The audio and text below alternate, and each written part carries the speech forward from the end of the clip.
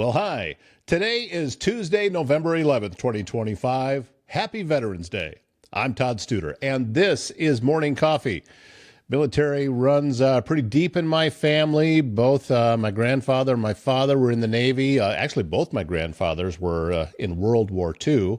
On my father's side in the Navy, and on my mother's side in the Air Force. And a lot of family members in the military since then. We thank you, veterans, from the bottom of our hearts, and we hope that you enjoy your day today. Coming up today, we have a special guest. He is a re-elected member of the Council Bluffs City Council, Steve Gorman, joining us on the show today to talk about his re-election campaign, some of the different things that went into it, and also what he sees are some of the major issues as we head into the next year. So all of that coming up today. Councilman Steve Gorman on Morning Coffee. If you need precision metal fabrication done right, look no further than Foxco Fabrication in Council Bluffs. From custom welding to large-scale manufacturing, bringing your ideas to life with expert craftsmanship and cutting-edge technology. Go to their website, foxcofab.com. Look at some of the projects they've already completed. It might kick over an idea in your own mind about a sign you might need or maybe some marketing materials. It is foxcofab.com. And a leak, a clogged drain, or a big remodel, all right in the wheelhouse for Waldstein Plumbing in Council Bluffs. Fast, reliable service, expert craftsmanship, handling everything from small repairs to major installations.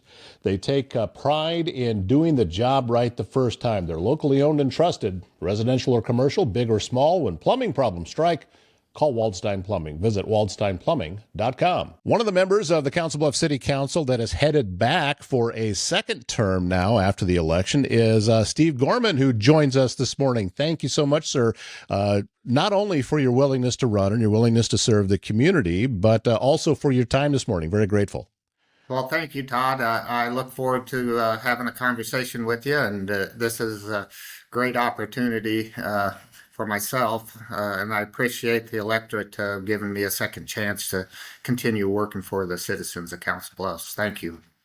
When you were watching the results, and I know it's not as if at the local level that we have a ticker going up and we could see, how things are going. It's like we've got everything in right now, right at the end. Is that what your research was telling you? Is that what you were expecting? Were there any surprises along the way?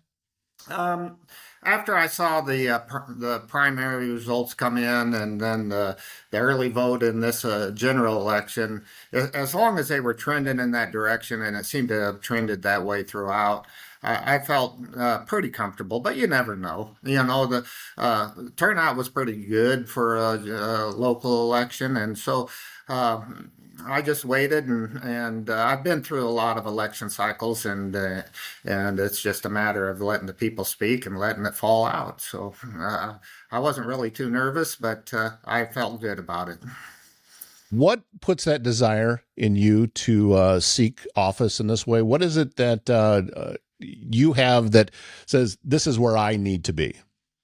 Well, there's a couple things. I worked as a firefighter for 30 years in our community, and I was always cared about my community. I was raised to be a public servant and participate in our community. And then the other thing is I have a daughter that struggles with mental health and has struggled a long time. And then 14, when the state started to reduce down funding, and the federal government has done it for a long time for mental health, that urged me to get involved in politics and stand up for those individuals that a lot of times don't have a very good voice in the public sector.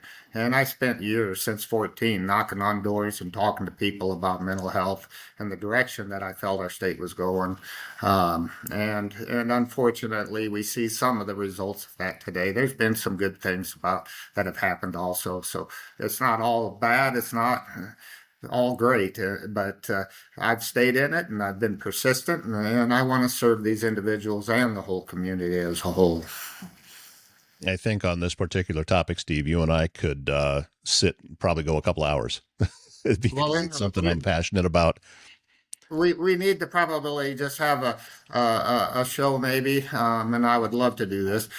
Sit down and just talk about mental health and the direction that we need to kind of and just have a conversation about it because sometimes people live kind of in a closet or shameful about it, and they don't need to be. It's a disease that people are born with, and we just have to talk about it like we would any other illness and get this stigma wiped off of it. And so I really would love to have an opportunity to discuss that with you. Well, I think we're going to make that happen. I think it's important. I think and folks that are fans of the show and viewers of the show already know this information. But I sit on the board for NAMI Southwest Iowa, so it is something I'm definitely passionate about. Well, fantastic, and I thank you for taking the time to put energy and effort in behind NAMI. It's a great organization and helps numerous hundreds and hundreds of people, and so thank you for your dedication to that. Well, we're going to table that for now, and we will revisit it. I promise you, we're going to revisit this particular topic. So, as you take a look at what's going on around Council Bluffs, let's start with some of the challenges that you see and some of the things that you have heard from residents as you've been out talking to people about what they want the council and the new mayor to address. Well, there was a couple topics in there but the one that really was up front and is facing our community is homelessness, and it's been a struggle for many years. And I can honestly say that I don't know how to fix homelessness or prevent it, particularly. Um, I'm very willing to have a conversation with everyone going forward because collectively we will come up with an answer that will reduce it down. We're never going to solve homelessness.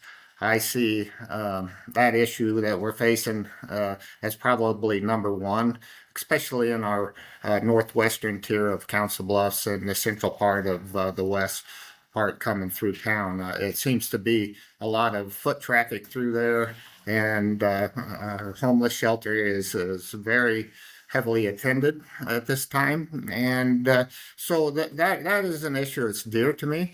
Um, I think we need to have a metro-wide conversation with this issue because whatever we do in Council Bluffs and whatever Omaha or the surrounding communities do is going to affect one another.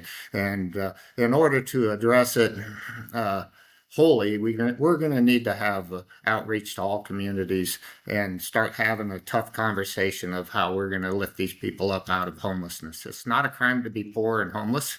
Um, that's one of the tough parts about it. But also, many of these individuals don't have the constitution to be able to help themselves at times, and then they're at their bottom. And so we have to have an ability to raise these people up. It'll only help all of our community, and I have some ideas around that, but it's going to take conversation and collaboration with a lot of groups. So, yeah, you brought up the collaboration part, and I think you're spot on with that. That we can assist each other in assisting other people with that. There are some organizations in town that are doing great work, and I think that it seems that everybody is operating autonomously from one another as opposed to together. Would that be a correct way of looking at it? I look at it as our nonprofits and our collaboration. There's holes in it. There's silos of help out there. Uh, and I would like to see a triage center. I talk about a triage center metro wide, not just Council Bluffs, but a metro wide triage center, maybe 20 beds, maybe even more, depending. But that would be something that would have to be determined. But if you look at grain bins, big grain bins, there's many silos, and the triage center would be the catwalk across the top that ties them all together. And then all of our nonprofits and our resources would be in that triage center, and we could better meet the needs of those individuals that come in there, detox them, delice them, get them fed, truly give them a mental health evaluations and triages, and then make better placements that will work for those individuals with wraparound services already involved. And so maybe that's something we need to look at. Other communities are doing this. It's backed by the National League of Cities. And so it's something to definitely look at. I don't know if it's the right direction, but that's what we need to kind of talk about. Because, like I say, I don't have the full answers to this problem. But collectively, if we have enough conversations, we will find a direction that's going to reduce this down. I think that's a big part of it, is being willing to talk about it. There's oftentimes we dig into trenches, regardless of what the topic might be or the issue might be. We get these preconceived notions with partial information, and then we're not willing to budge. You see it all the time. It's one of the things that I don't like about social media is, have you ever seen in a comment section, wow, I never looked at it that way before. You don't ever see that. And so I think, no. So I do think that being willing to talk and truly have conversations. And I think that you're right about that. It's absolutely key to, not just working on this particular issue, but, there's a lot of things going on that we have to be able to talk about. Absolutely. And I came on the council 4 years ago, and I'm a known Democrat. I've ran as a Democrat, and it's a pretty conservative board, and I've made relationships over the last 4 years. I made it a very important that I went on to the board with an open mind and had conversations with all of our council members, and worked with the mayor and the council to better serve myself, to better serve 60,000 people. And the decisions aren't that I try to make are educated decisions. I try to attend all of the meetings and education and talk to people and go see where the issues are firsthand, meet them where they're at, and then make a decision that's best going to meet the needs of 60,000 plus people. And I try to do that. And sometimes you take some lumps, but you're not going to make everybody happy. But you have to be willing and strong enough to be able to do that. And so that's how I try and govern. And it's through relationships. It's through conversations. It's sitting down with people that absolutely disagree with you and still find common ground within those conversations to better their community. And that's what I try to do. As we seem to still be heading in opposite directions from whether it be left or right, I do know one thing is true, Steve. You just said the word Democrat, and there is a small percentage of people that didn't hear a thing you said after that, because and I have seen that work both ways. That somebody would say Republican, and a certain percentage will not hear a single word after that.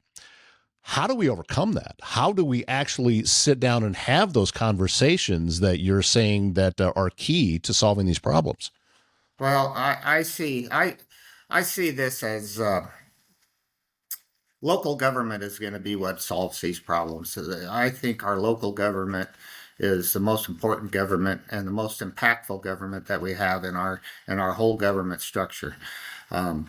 I started years ago the Gibraltar Neighborhood Association up here around the Dodge House, and there's 240 plus homes in the district, and when I started that, we had some petty stuff, crime, break-in cars and vandalism and some home break-ins, and I went out and I emphasized to our neighbors that the best way to be safe is to know all your neighbors on each side of you, all around you.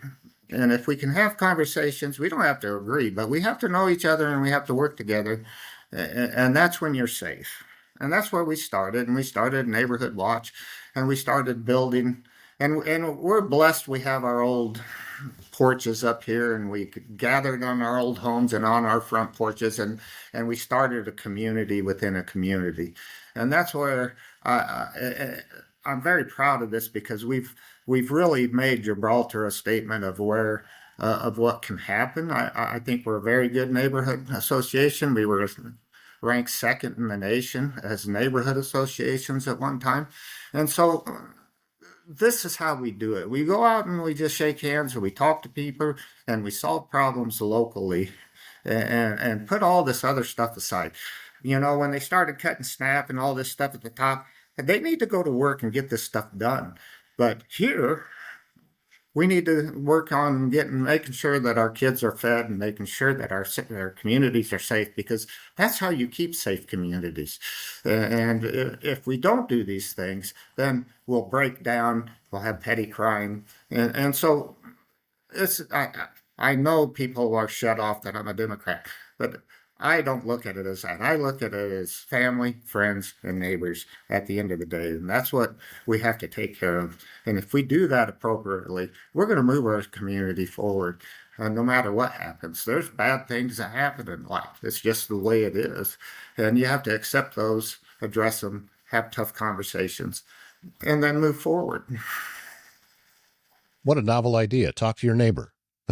I mean, that's, You know, you think about the way things used to be. Yes, I've said many times the downfall to our politics was central air and attached garage. We drive into a garage, and we sit in our house and we watch the television. We don't talk to our neighbors like we used to. And that's why I say we're blessed in my neighborhood where we have our old front porches and we still sit on them. And we travel around and we talk and we sit with each other. And now we look out after each other. If I leave my garage door open, I'll get two neighbors that call me and say, "Hey, did you know your garage door's open?" This is how we take care of each other. That's simple things. And that's why you get past this Republican, Democrat. I live with Republicans up here, independents, Democrats, homeless people. And, you know, we got our people, instead of having them dig through our garbage, we set our pop cans on top, so they don't have to go through the garbage to get a pop can. It solved the problem. But we talked about it as a neighborhood, and that's the way we addressed it. You brought up homelessness, and solving homelessness, obviously getting people into homes. We have a lack of those. Yes. Not just in Council Bluffs, but really around the region. There's not much inventory out there right now. Exactly. And we have some properties in town. A lot of what people don't understand about our vacant properties is they're irregular lots, irregular sized lots. They're not, in today's standards, buildable. And many of them are on the west end. You'll see them around. But I would like to see, and we do have some infill work that we do through the city and things, but I would like to see the city get with some of our nonprofit builders and put together like 6 houses that we could do conditional use onto these properties, that a person that would pre-qualify could pick from one of the 6 houses to put on this property, be pre-qualified for lending that allow them to get into this home affordably, and then have all of that work done ahead of time so that they don't have the slowdown of permits and all of these things. We could do this all ahead of time. Have our nonprofit, Neighbor Works or 712 build these homes, and then have programs in line to help these people, these individuals, buy into these properties and start filling some of these properties up, and have that work done ahead of time. Because it is a trouble with these non-conforming lots. If a house would burn down in the West End on some of these homes, you couldn't rebuild on it without a conditional use permit. But if we had a series of houses already developed that would go back onto that property, they could then choose and be able to have that done ahead of time, and it would be a lot cheaper, a lot more efficient.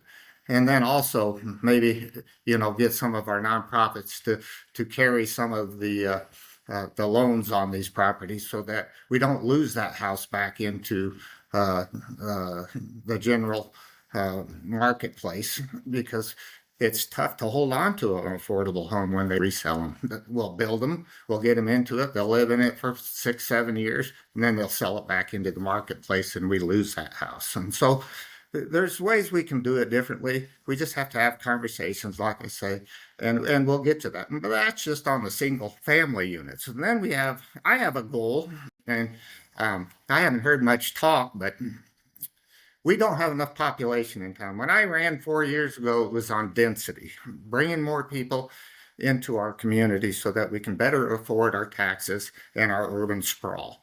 And we have to have mixed use construction throughout our town.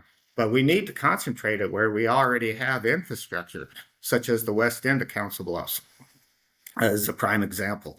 Um, or areas where we already have infrastructure in place.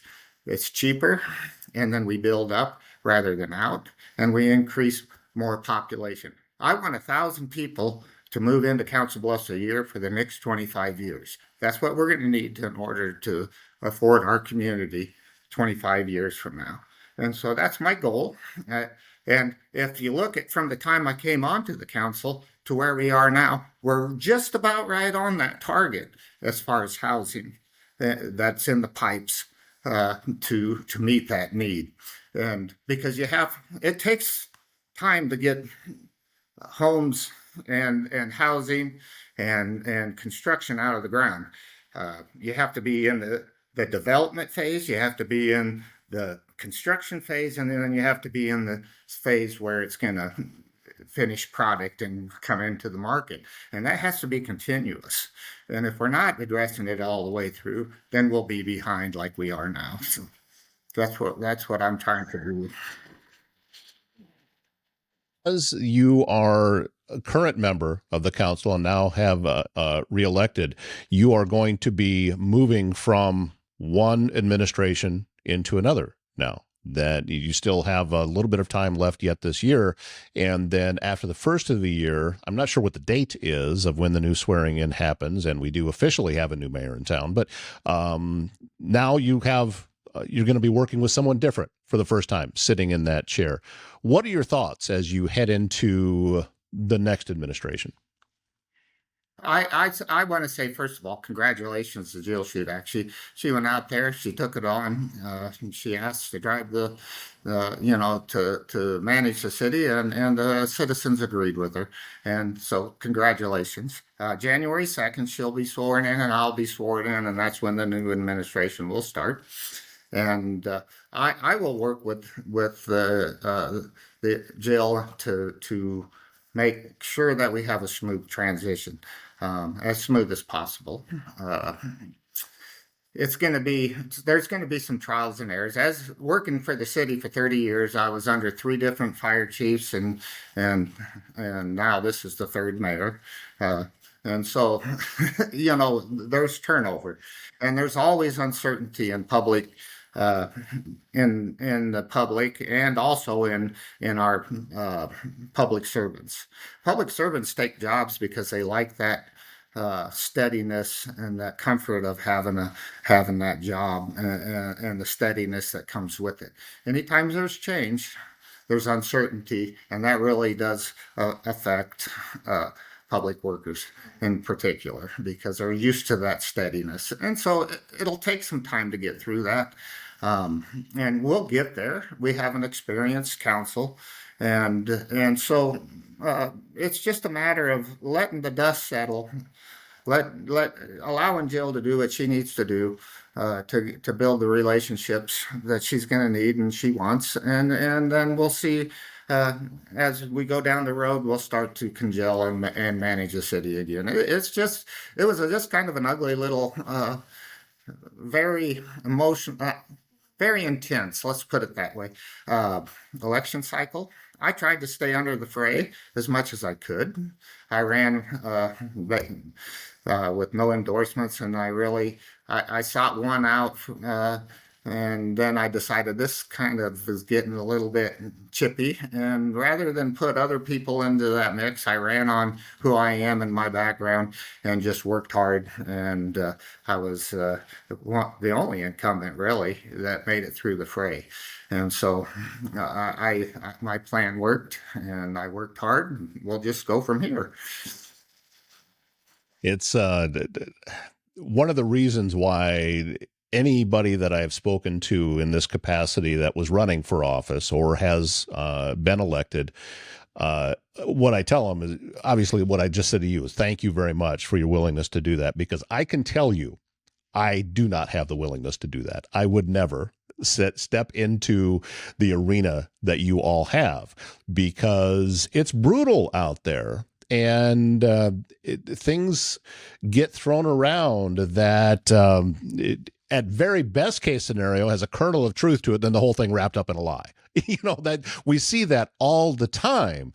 And still, sir, your willingness to get in there and say some things are worth it and we're just going to get past that. I'm grateful that you were willing to do that. And we need people that are willing to do that. We need to have an election. We need to have choices as we do this. That's important. And being in there, as I said, just kind of rehashing the same thing over and over, but I'm grateful that you were willing to do that.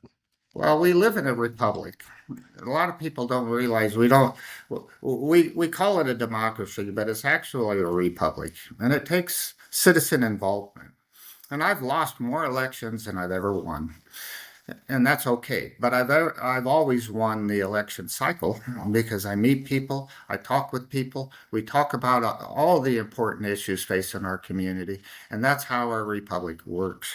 We'll lose our republic, we'll lose our government if we don't stay involved.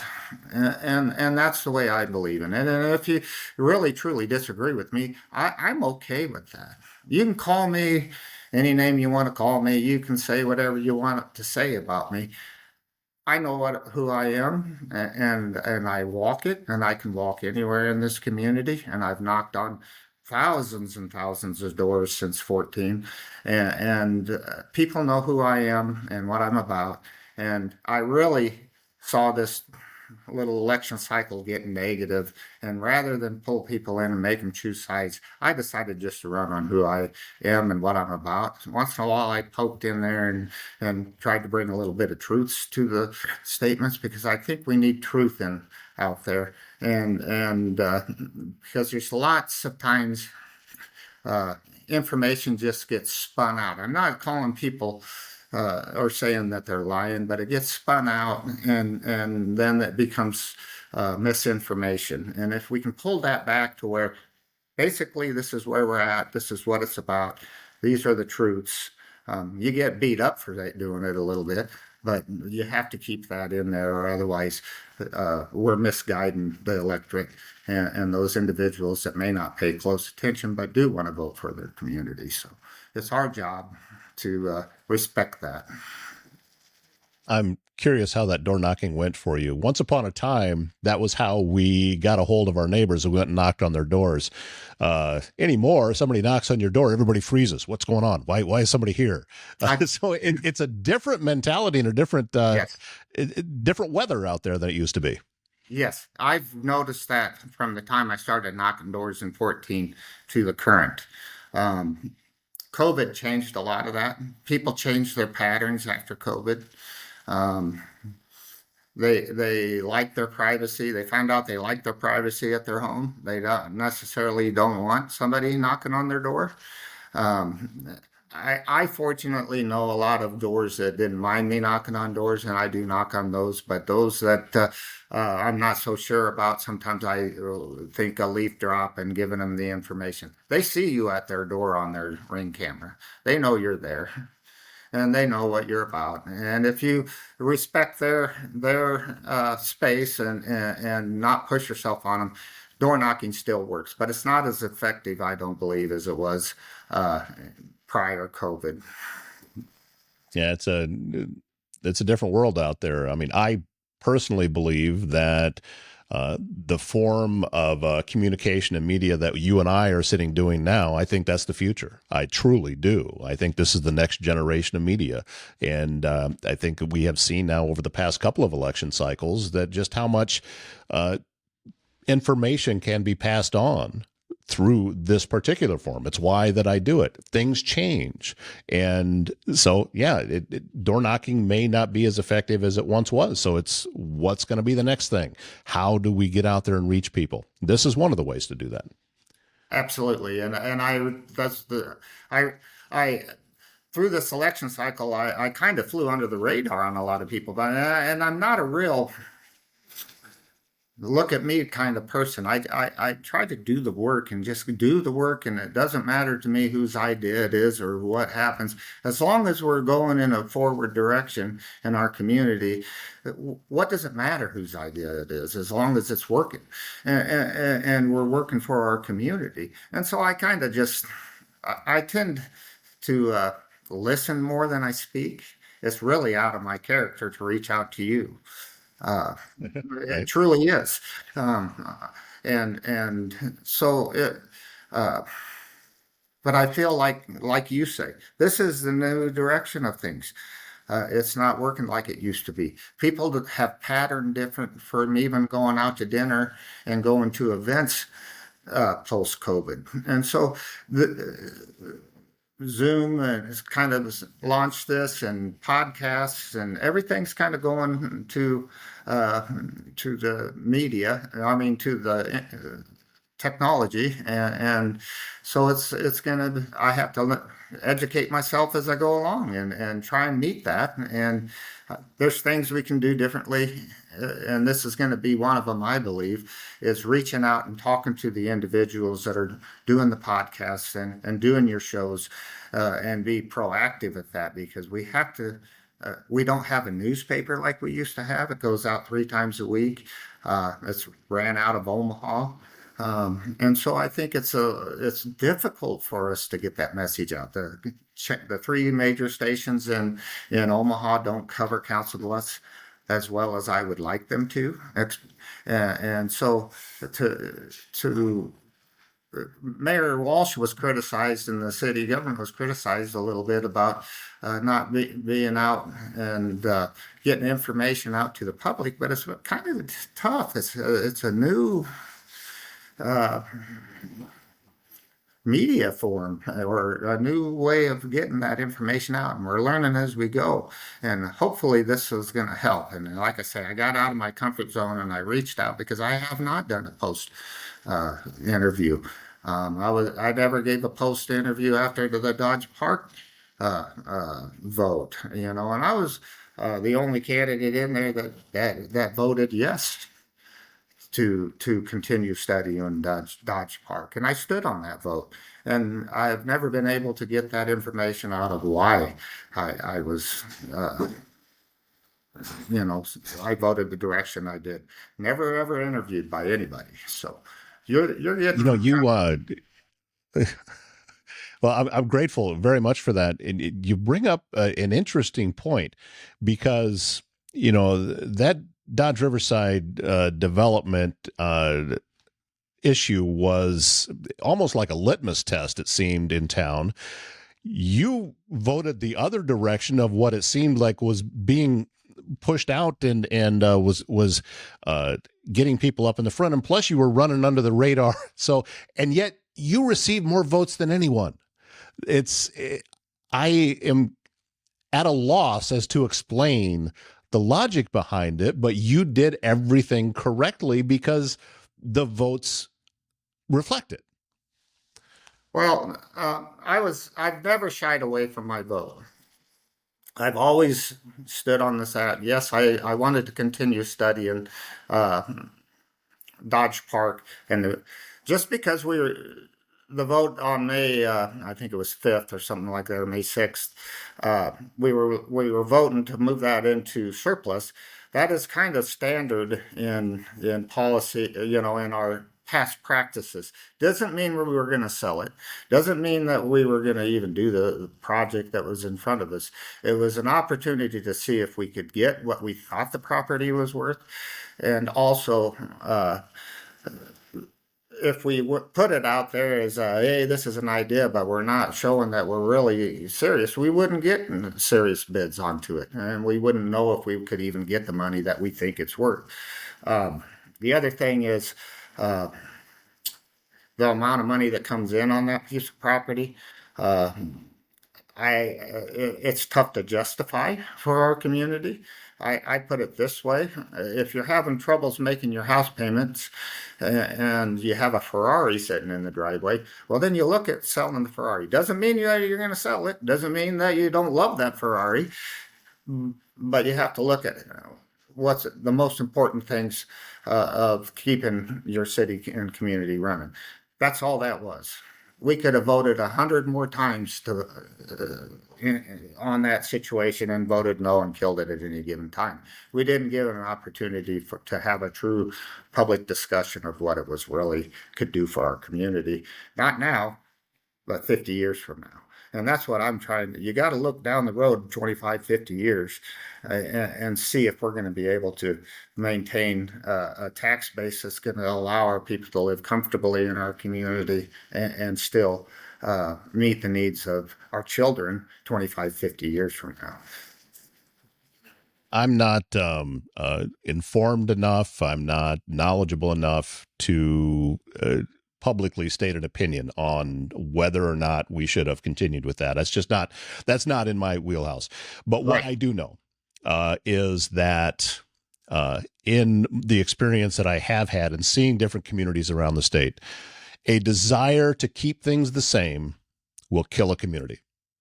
And I don't know that this was right or wrong. That's not my point. But my point is that we have to do something because status quo doesn't exist. You are either moving forward or backwards. You're not staying the same. And if we can't do things to move Council Bluffs into the future and plan for that, we're stamping a death sentence on the town. And I would really hate to see that happen. And I agree with you there. Everything I'm looking at as far as on the council will probably not benefit me. I'm 64 years old. I'm a fourth generation Council Bluffs kid. My whole family, we got 6, almost 7 generations living in this community. I love this community. And I was born in 61, and in 2025 this year, in 61 we had 55,000 plus citizens in Council Bluffs. In 2025, we have 62,000 plus. We have a negative. That's 120 some people a year we're bringing into our community. We won't survive. We just will not survive. And in the meantime, Omaha was 400,000 approximately in 1961, maybe 350,000, and they're nearly 1 million people next door to us now. We didn't grow with them. And that's concerning to me. We don't have to be Omaha, but we do have to continue to bring people into our community and get them to reside here and have children here and feed our schools so that we can be top-notch schools in our district. And the more individuals we have paying into the tax base, the cheaper it is for all of us. We got an F on our roads, for example, our surfaces in our community. Well, that's determined by the gas tax. Pays for the resurfacing and keeping up our roads. Well, we've stayed basically 60,000 people my whole entire lifetime. We've spread 5 miles to the east, all those roads and neighborhoods, and we get our gas tax back at the same population we did in 1961, basically. Doesn't add up. We're pulling money from our penny sales tax that we have in our community to try and keep up. We got 600, I want to say 600, or no, not quite that much. I think they told us 400 billion. Don't hold me to that, but $400 billion worth of road work to do in this community. We can't afford that just to keep up, to bring us up to grade. And so these are the things that give me heartburn at night and stresses me going forward, that we have to have these conversations of growing our population. I love my little community and our small town atmosphere, but we have to be able to afford it at the same time. My dad was retired almost as long as he worked, and he was priced out of his home by taxes on his pension. I don't want that for our community. I don't want our seniors to have to worry about being priced out of their homes. I want them to have options. I want it to be affordable, and I want to do this by bringing people into our community and help share the cost of it, and also create a quality of life that's going to want our kids to stay here in the future, because we have a brain drain. I'm what's left, and you just saw that, but that's kidding. But that's what I really truly work for, and I hope that I have a vision of Council Bluffs that's 25, 50, 100 years from now. I want to see an enterprise zone down the center of our town, match those downtown taxes in Omaha so that we can get some, we don't have this gap financing going between their taxes and ours. We're working together then, and we can build down this corridor to meet the needs of Council Bluffs. We need a downtown hotel. We don't have a downtown hotel. It's shocking to me that we don't have a downtown hotel. Close to our two hospitals in Iowa Western, we can support a downtown hotel. That brings people into our community. We don't shut her up at 5 o'clock. We have some little restaurants and coffee shops that are starting to percolate. And then we build off of that, and we go to the next step. We build in steps, and we build it with an eye on the future, and we work together no matter get past these elections, and let's go to work, roll our sleeves up, and do what we need to do to make our town successful. That's where I'm at, and that's what I hope to bring to I'm a very positive person. I've had a lot of things happen in my adult life with my kids and my child that would be devastating to people. But I tend to deal with that on the positive sides. Look at the future. Make the train fun to get on. People will get on with you. If your train is, oh man, this is bad, they don't want to get on.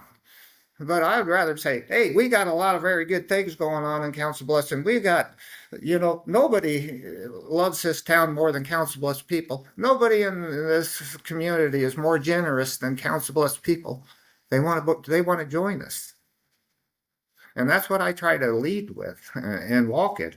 And so I hope that we can, and I know we will get to that point, and we'll work together. I'm reaching out and trying to get with you more so we can get this message going. We got Council Bluffs, we tend to have this culture that we don't want to grow, and we don't want to be successful in a sense. We want to stay the same. And I want that culture to embrace our past and our history, because we have huge history in this town, know who we are, and scream it from the mountaintop that this is the place to live. There's no better city in the state of Iowa that has the potential we have for growth. Nobody in the state of Iowa has our potential. We got 1 million people next door, and we can basically say, this is what we want to do if we work together and get it done and get people moving here. That's a fact. They will move here. He is Steve Gorman.